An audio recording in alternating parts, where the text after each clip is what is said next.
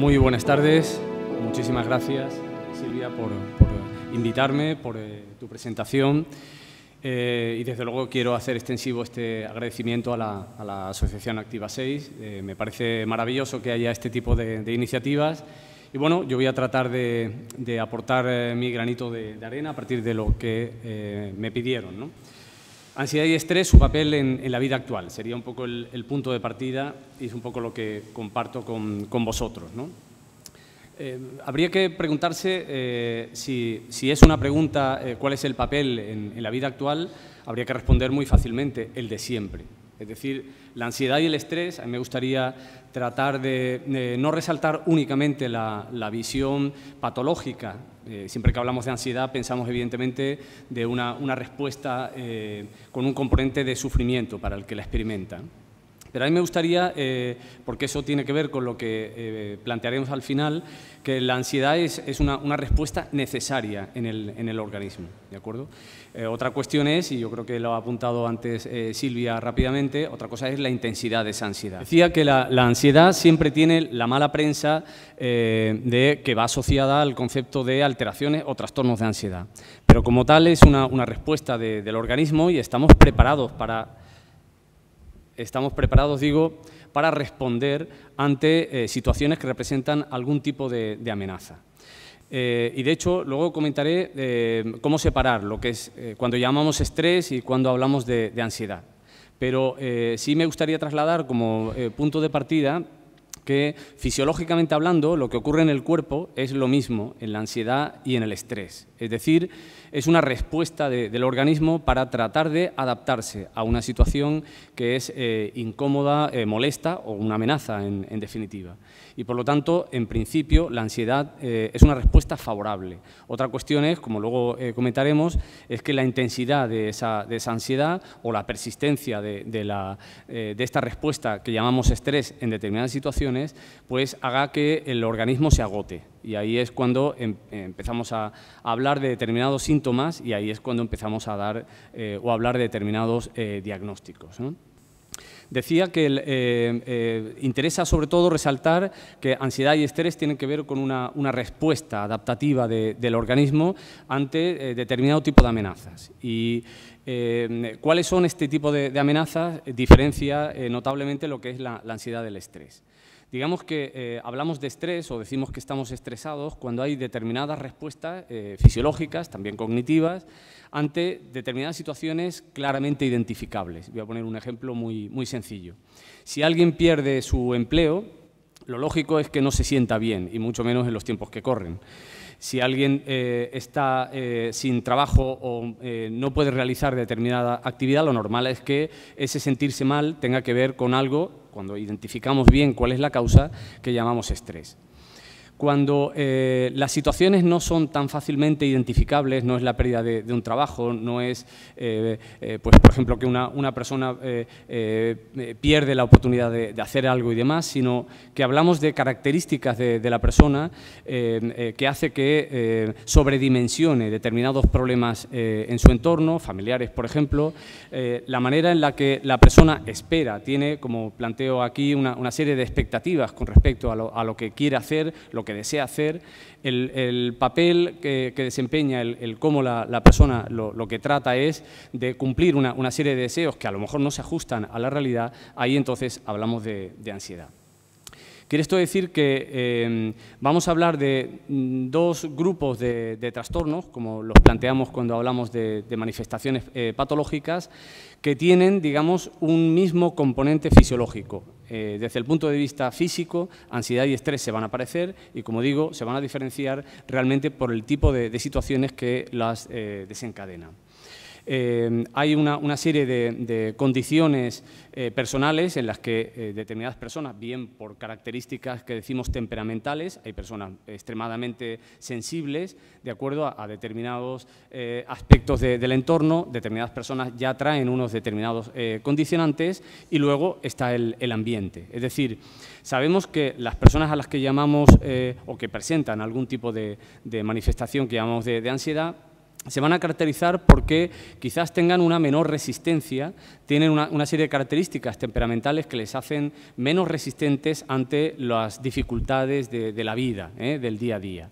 Estas dificultades, como comentaba antes, no tienen que ser claramente objetivas, simplemente son dificultades, como digo, en el diario, ¿no? Mientras que, recuerdo lo que he comentado antes, mientras que el estrés sí son situaciones concretas, identificables. Podríamos decir en general que sabemos, no demasiado, pero sabemos determinadas causas, tanto físicas, biológicas, como de orden más psicológico y como del entorno más social, que tienen que ver con ambas manifestaciones, tanto la ansiedad como el estrés. Sobre todo para los cuadros más de tipo ansioso, sabemos que determinadas condiciones biológicas, por ejemplo de orden genético, influyen, probablemente en mucha menor medida de lo que creemos en general. Es verdad que hay factores de orden biológico, por ejemplo, he comentado genético, sí, pero sabemos que aportan, digamos, realizan una aportación pequeña en la explicación de las manifestaciones de ansiedad. Sabemos que, por otro lado, las condiciones psicológicas en las que una persona crece, el entorno en el que uno se desarrolla, empieza eso a tener un peso mayor para explicar las características, las manifestaciones de ansiedad. Y luego el entorno social en el que una persona desarrolla su vida.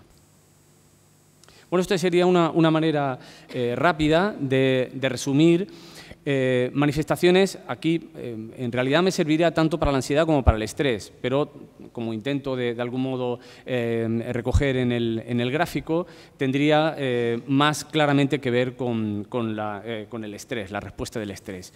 Y establecemos dos tipos de variables fundamentales.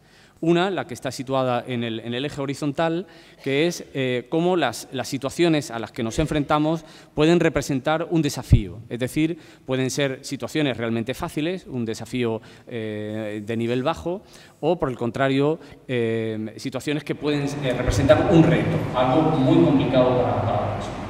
Y en el eje vertical lo que situamos es, y está ligado a lo que he comentado antes, de condiciones que pueden ser temperamentales, más las condiciones que han construido a lo largo del desarrollo de la persona, a partir de factores de aprendizaje, que la persona disponga de una resistencia, una capacidad para afrontar dificultades. Bien, sabemos que más o menos el estrés representaría una curva como más o menos la he dibujado ahí.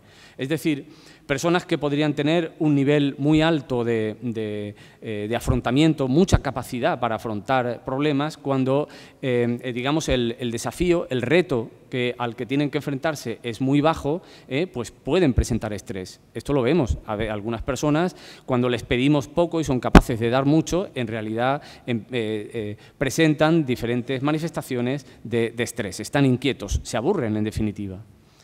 Estamos más acostumbrados a entender las situaciones que representan, como digo, un desafío muy alto, sobre todo muchas actividades, muchas demandas del día a día y, evidentemente, las personas, como comentábamos antes, que tienen un nivel de resistencia y de afrontamiento alto, pues tardarán mucho, digamos, en manifestar respuestas de estrés.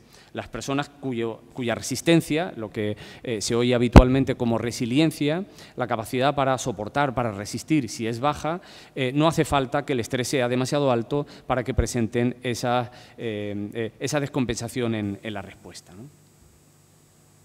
Bueno, quería presentar algunos datos. No quiero marear demasiado con cifras, pero dado que se me preguntaba por la ansiedad, el estrés, un poco en el mundo en el que vivimos, en la vida actual, presento algunos detalles. Bien, es verdad que se está empezando a hablar de un aumento preocupante en general de trastornos mentales. Y como luego plantearé en esta diapositiva, planteo más en general trastornos mentales y un poco más adelante las que tienen que ver más específicamente con la ansiedad y con el estrés. Hay más datos, sobre todo con la ansiedad, porque el estrés es mucho más variable, evidentemente. Bien, si atendemos a algunos de los datos, podemos empezar a sorprendernos, ¿no? y ver que una de cada 4 personas, según los datos de la Organización Mundial de la Salud, va a presentar en algún momento de su vida, una de cada 4 personas, digo, un trastorno mental. Y en España esta cifra está alrededor del 20%. Bien. Se ha hablado de un periodo, como ahí sitúo, entre el año 90 y 2013, en el que ha habido un incremento del 50% en todo el mundo de trastornos mentales. Evidentemente, esto nos debería hacer pensar, nos debería plantearnos qué es lo que está ocurriendo. Bien, hay datos que nos hacen pensar que no estamos solamente hablando de un problema, desde luego, individual o personal, ¿no? Y es el coste que los trastornos mentales tienen, ¿no? Y entendemos que de algún modo la pérdida de la salud mental está a la cabeza, incluso por delante, como pongo ahí, de enfermedades de orden cardiovascular, incluso el cáncer. Y el coste y la sobrecarga que representan este tipo de patologías es verdaderamente enorme. Se está empezando a comentar, aunque hay datos que no están actualizados al año, pero que empiezan a apuntar a que la segunda causa de baja laboral tiene que ver con la salud mental.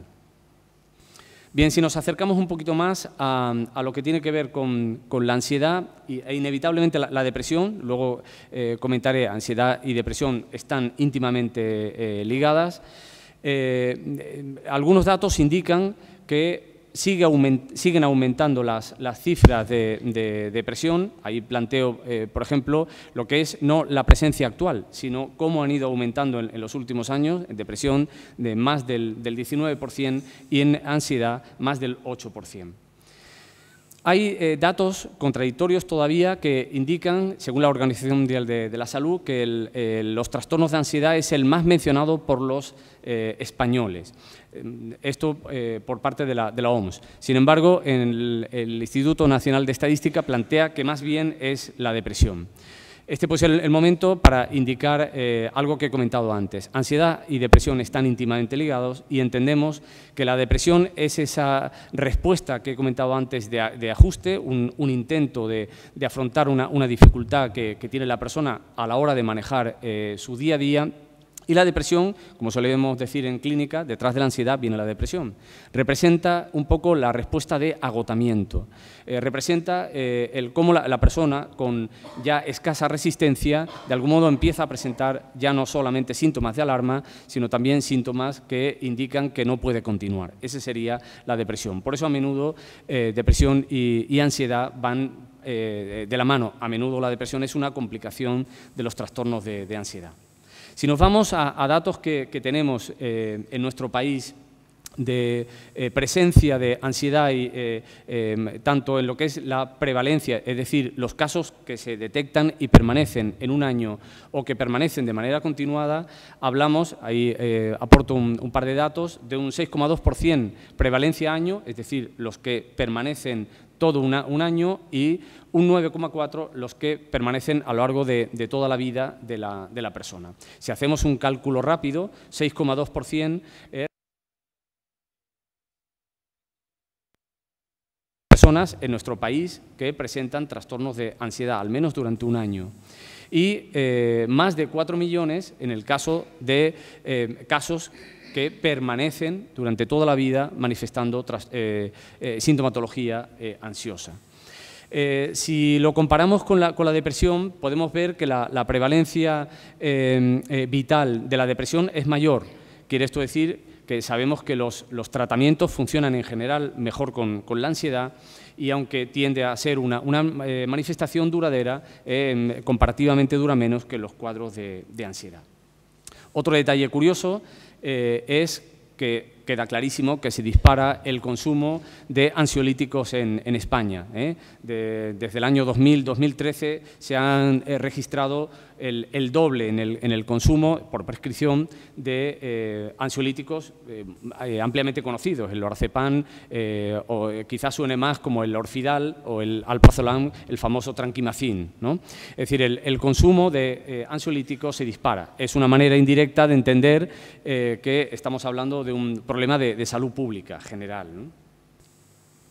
Bueno, Ante la pregunta de si es verdad que están aumentando los trastornos de ansiedad, no les voy a abrumar con cifras, simplemente en esta tabla presento los distintos trastornos de ansiedad. Hasta ahora estaba hablando de todos en su conjunto.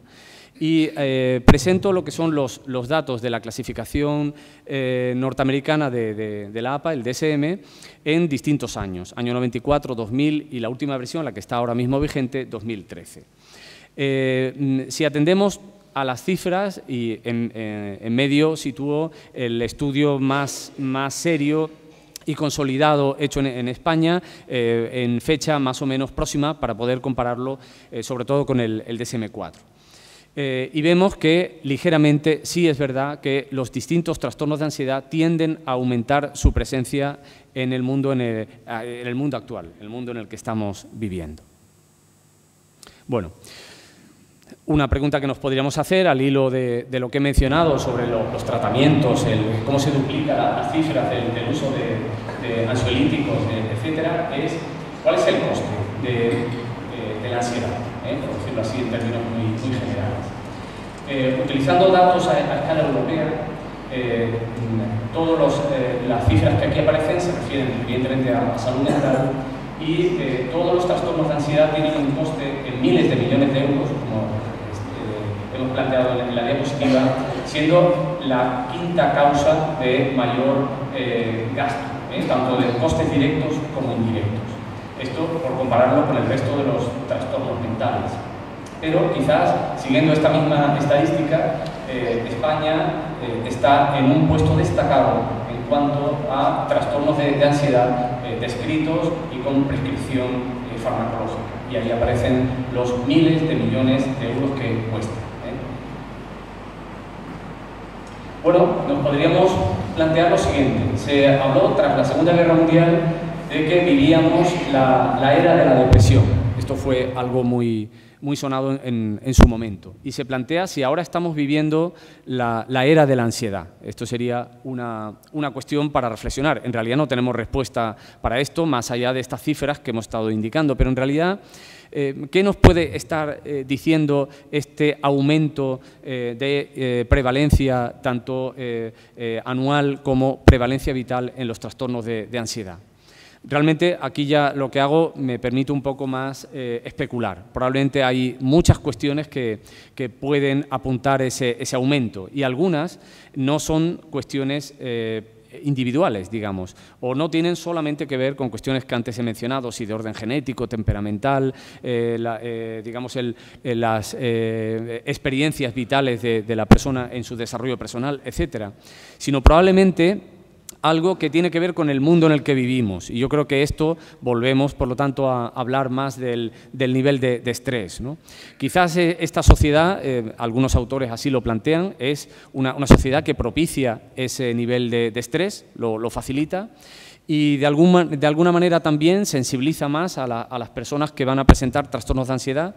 Bien, la pregunta queda abierta, en realidad no tenemos capacidad para poder resolverla, pero algunos datos serían interesantes revisarlos, porque igual es verdad que estamos viviendo en un mundo verdaderamente estresante o ansiógeno, según de qué estemos hablando. Mundo globalizado. Hablamos ya no de modernidad ni de posmodernidad, sino que estamos ya en la era, como dice Lipovetsky, de la hipermodernidad. Y esto, como decía también Bauman, nos lleva a esa modernidad líquida. Es decir, todo es cambiante, todo es absolutamente provisional, todo es como el líquido que se ajustará según a determinadas circunstancias que se van dando. Esta sería un poco una de las reflexiones que podría tener que ver con ese nivel de estrés. Algunos de estos detalles podrían ser los siguientes. Vivimos, y esto lo plantea también Lipovetsky, en un mundo hipercomunicado. Todos tenemos que estar permanentemente enganchados al móvil, al WhatsApp. Hay un exceso de necesidad de comunicación. Yo siempre he dicho, y lo digo muy en serio, que los mejores psicólogos no somos los que nos formamos en la universidad. Los mejores psicólogos son los que se dedicaron a darse cuenta de que había determinadas necesidades y a través de la tecnología, a través de los móviles y sus aplicaciones, han apuntado con toda certeza y todo el mundo está pues, con sus móviles, sus WhatsApp, con permanente necesidad de estar a la última, conectado, enviando mensajes, no me respondes en este momento, sé que has visto mi mensaje, en fin. Esta necesidad extrema de estar conectado es algo que sí estamos empezando a ver que, desde luego, a muchas personas le genera inquietud. Bien. Estamos en la era de la información. Algunos autores hablan de que no es que haya mucha información, hay infoxicación, es decir, estamos intoxicados de información. Permanentemente todo es información, y no estoy hablando evidentemente de los telediarios y demás, sino todo, absolutamente todo lo que nos rodea. Nos dan periódicos al salir del metro, ¿verdad? Recibimos mensajes continuamente que nos van indicando todo lo que va pasando al minuto, etcétera. Eso, desde luego, si no causa un trastorno de ansiedad, yo creo que no, pero desde luego tampoco lo facilita, tampoco contribuye a que la persona se sosiegue o pueda tener más facilidad para manejar el día a día, ¿no? Hay una cuestión de la que todos hablamos, yo creo que tengo la impresión de que todos somos presa de esa situación, ¿no? Y es, como indico ahí, una mercantilización de la vida. Todo es consumo, todo es eficacia y eficiencia, la búsqueda de la productividad, y antes lo he comentado, para la comunicación, y una tecnificación excesiva. Todo está absolutamente tecnificado y a veces... yo creo que todos hemos tenido en parte esta experiencia, incluso deshumanizado, ¿no? Quizás todo está muy alrededor de las máquinas, se está empezando a hablar, yo creo que lo hemos oído todos en las noticias, ya se empieza a hablar de profesiones que van a desaparecer. Y van a desaparecer porque algunas de nuestras próximas amistades van a ser robots que van a llevar autobuses, entiendo yo, ¿no? o metros, etcétera. Va a transformar, evidentemente, todo el mundo que conocemos, ¿no? Y eso, de algún modo, tiene un efecto, tiene una consecuencia, porque tenderá a deshumanizar ciertos aspectos del día a día, ¿no? Riesgos ambientales, sin duda. Yo creo que no hace falta que nos extendamos en hablar de hasta qué punto la contaminación, y no estoy hablando solo de lo que es polución estrictamente hablando, ¿no? Sino incluso también de los propios móviles, ¿no? Se están disparando, y quizás algo que yo no recuerdo hace 20, 25 años, que fue cuando empecé a ver pacientes, personas que empiezan a tener sensibilidades especiales, sensibilidad hacia los campos electromagnéticos o hacia la exposición a determinadas sustancias, a determinados disolventes, pinturas, colonias, etcétera. Bueno, pues estos riesgos ambientales también nos están sensibilizando, ¿no? Hay riesgos sociales y políticos. Esto quizás tampoco hace falta a lo mejor incidir demasiado, que además es muy contradictorio. Tenemos una sociedad que es muy exigente por un lado y luego también infantiliza mucho a las personas por otro, ¿no? Seguramente todos tenemos la experiencia y conocemos personas jóvenes, ¿no? y algunos no tan jóvenes, donde el juego, el jugar videojuegos y todo tipo de aplicaciones están a la orden del día, ¿no? Al mismo tiempo que tenemos esa vida orientada hacia el ocio, también la tenemos hacia la exigencia, como he comentado antes, y el rendimiento. Es una sociedad en la que estamos muy contradictoria, ¿no?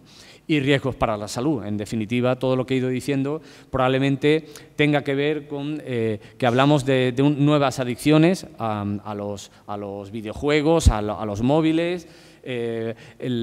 Hay una cuestión que luego plantearé en un libro que recomendaré, que es esa positividad que se habla permanentemente. Todo el mundo tiene que estar feliz, ¿no? Esta es otra cuestión que además genera una presión, ¿no? Todo el mundo tiene que estar sonriendo, todo el mundo tiene que estar feliz, todo el mundo tiene que estar en un estado determinado, por no hablar de estar sano, estar delgado, además ser joven. A mí ya esto me pilla tarde, en fin, que de algún modo tenemos una vida que nos rodea muy exigente y que podría estar explicando, ahora ya si vuelvo a hablar de trastornos, por qué están disparándose manifestaciones que no conocíamos teníamos hace 20 años. Las famosas vigorexias, ortorexias, más allá de anorexia, bulimia y otro tipo de patologías relacionadas, ¿no?